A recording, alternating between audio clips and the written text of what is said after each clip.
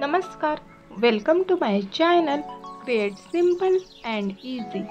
Organisation is not one time process.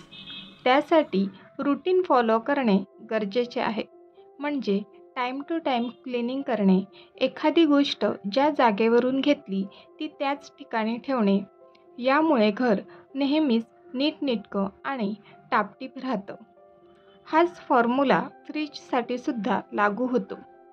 आज मी तुमच्याशी काही ट्रिक शेअर करणार आहे, जेणेकरून तुम्हाला सुद्धा फ्रीज ऑर्गनायझेशन आणि लेस एफर्ट क्लिनिंग कसं करता येईल याबद्दल आयडिया मिळतील. So let's get started. Number 1. जेव्हा भाज्या संपत येतात तेव्हा फ्रीज थोडाफार तरी रिकामा होतोच. तर तेव्हा पटकन एक नॅपकिन घ्या आणि त्याने तेवढा भाग पुसून घ्या. म्हणजे काही डाग पडले असतील किंवा अन्नकण सांडले असतील तर तो भाग स्वच्छ होतो. अगदी 1 मिनिटामध्ये ही क्लिनिंग होते. ही ट्रिक तुम्ही नेहमी फॉलो केली तर खूप काळापर्यंत फ्रीज हा स्वच्छ राहतो. नंबर 2. दिवसातून फक्त एकदा तरी फ्रीजवरील भाग आणि फ्रीजचा डोअर पुसणे. दिवसभरात बाहेरून धूळ येत असते आणि ती साठून किचनमध्ये तेलकट धुळीचा थर जमा होतो. तर तो होणार नाही आणि फ्रीज बाहेरून सुद्धा स्वच्छ राहील. नंबर 3. फ्रीजमध्ये भाजी किंवा वस्तू ठेवण्यासाठी एखादं ऑर्गनायझर किंवा डबा वापरत असू तर भाज्या संपल्यानंतर ते लगेच क्लीन करणे. नंबर 4. नारळ फोडल्यानंतर तो तसाच फ्रीजमध्ये न ठेवता अशा एखाद्या बाउलमध्ये ठेवा. म्हणजे नारळांच्या शेरांचे कण किंवा खोबरा किसल्यानंतर थोडेफार कण तरी फ्रीजमध्ये पडतात, तर त्याचा कचरा फ्रीजमध्ये होणार नाही. तसेच सर्व प्रकारचे सॉस हे असेच फ्रीजमध्ये न ठेवता एक असा डबा घ्या आणि त्यामध्ये ठेवा.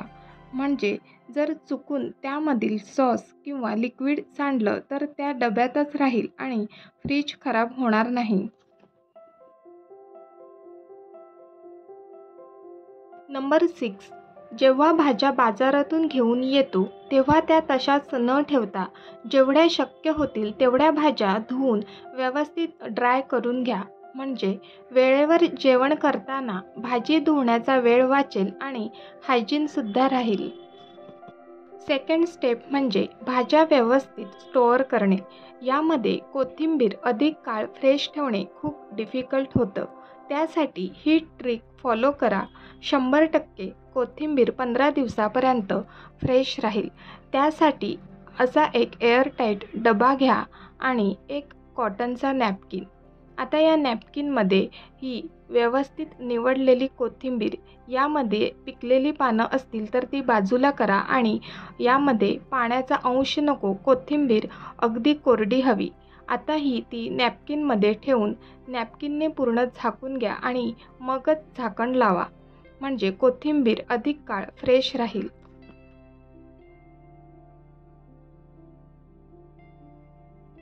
मिरच्यासुद्धा याच पद्धतीने स्टोअर करायच्या आहेत.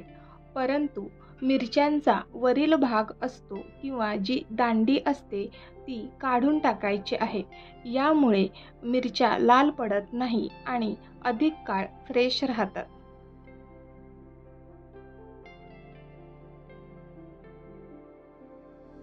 लसूण आणि कढीपत्ता स्टोअर करताना त्याखाली नॅपकिन ठेवायची आवश्यकता लागत नाही. ते तसेच सुद्धा चांगले राहतात. डबा फक्त एअरटाईट असायला हवा. सर्व प्रकारच्या भाज्या अधिक काळ कशा फ्रेश राहतील याची योग्य पद्धत मी तुमच्याशी शेअर करणार आहे. त्यासाठी लागणार आहे अशा प्रकारच्या कॉटनच्या पिशव्या. ऑनलाईनसुद्धा उपलब्ध आहेत, पण त्या थोड्या कॉस्टली पडतात, म्हणून आम्ही घरीच शिवल्या आहेत. कॉटनचं कापड किंवा पिशवी भाज्यांमधील मॉइश्चर किंवा भाज्यांना जे पाणी सुटतं ते शोषून घेण्याचं चांगलं काम करतं.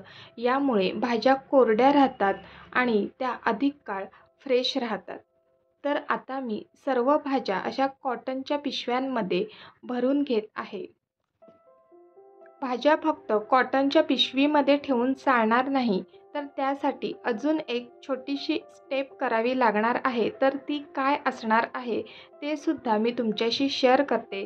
तर त्यासाठी अशा प्लॅस्टिकच्या पिशव्या किंवा असा एखादा प्लॅस्टिकचा डबा घ्या आणि त्यामध्ये आपण ज्या भाज्या कॉटनच्या पिशवीमध्ये भरल्या आहेत त्या या प्लॅस्टिकच्या पिशवीमध्ये ठेवायच्या आहेत. यामुळे भाज्या जास्त काळ फ्रेश राहतात आणि ही ट्रिक तुम्ही नक्की फॉलो करा. भाज्या 8 ते 15 दिवस छान राहतात.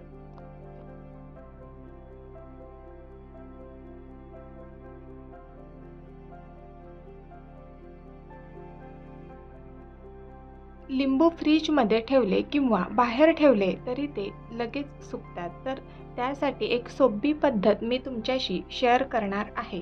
तर लिंबू साठवण्यासाठी ते सुरुवातीला कागदामध्ये गुंडाळून घ्या आणि नंतर एका एअरटाईट डब्यामध्ये ठेवा. या पद्धतीने लिंबू साठवल्यास ते 15 दिवसापर्यंत फ्रेश राहतात आणि हा डबा फ्रीजमध्ये ठेवायचा आहे.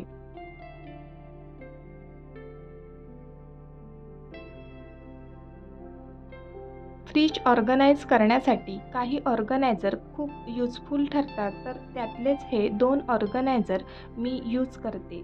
हे ऑर्गनायझर मी ऑनलाईन मागवले आहेत, तर त्याची लिंक मी देण्याचा नक्कीच प्रयत्न करीन. तर यामध्ये मी टोमॅटो ठेवते. आकाराने जरी लहान दिसत असला तरी यामध्ये खूप सारे टोमॅटो राहतात आणि फ्रीजमध्ये कमी जागेत व्यवस्थित फिट होतं.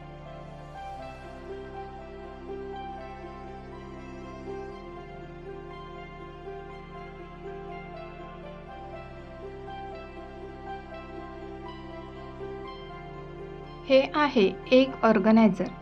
अंडी स्टोअर करण्यासाठी सेफ आहे. मार्केटमधून अंडी घेऊन येताना सुद्धा आम्ही घेऊन जातो. यामुळे ती फुटण्याची भीती नसते. अगदी सेफ आणि फ्रीजमध्ये सुद्धा कमी जागा लागते. नेक्स्ट, फ्रीजमध्ये जागा कमी पडत असेल तर त्यामध्ये विनाकारण सर्वच वस्तू ठेवणे टाळा. जसं की नेहमीच्या वापरातले मसाले, न्यूटेला किंवा स्प्रेड, मध एक्सेट्रा. पॅकेटवर इन्स्ट्रक्शन दिलेले असतात. त्यावर जर लिहिलं असेल तरच ते फ्रीजमध्ये ठेवा. मी सुद्धा आधी सर्वच गरम मसाले किंवा चाट मसाल्यांचे पॅकेट फ्रीजमध्ये ठेवायची, परंतु हळूहळू आता एक एक करून मी ते बाहेर ठेवते आणि ते चांगले राहतात असा मला एक्सपिरियन्स आला आहे. तर फ्रीजमध्ये सुद्धा जागा होत आहे.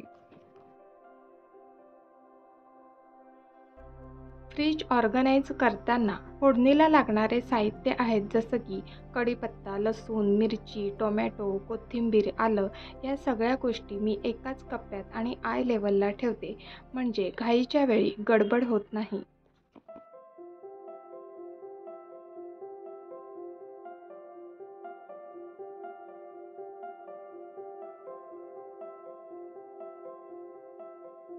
अशा साध्या आणि सोप्या पद्धतीनं मी फ्रीज ऑर्गनाईज केलेला आहे आणि टाईम टू टाईम क्लिनिंग यामुळे फ्रीज नीटनेटका आणि स्वच्छ राहतो. तर आजचा व्हिडिओ तुम्हाला कसा वाटला मला कमेंट बॉक्समध्ये नक्की सांगा. व्हिडिओला लाईक, शेअर आणि सबस्क्राईब करा.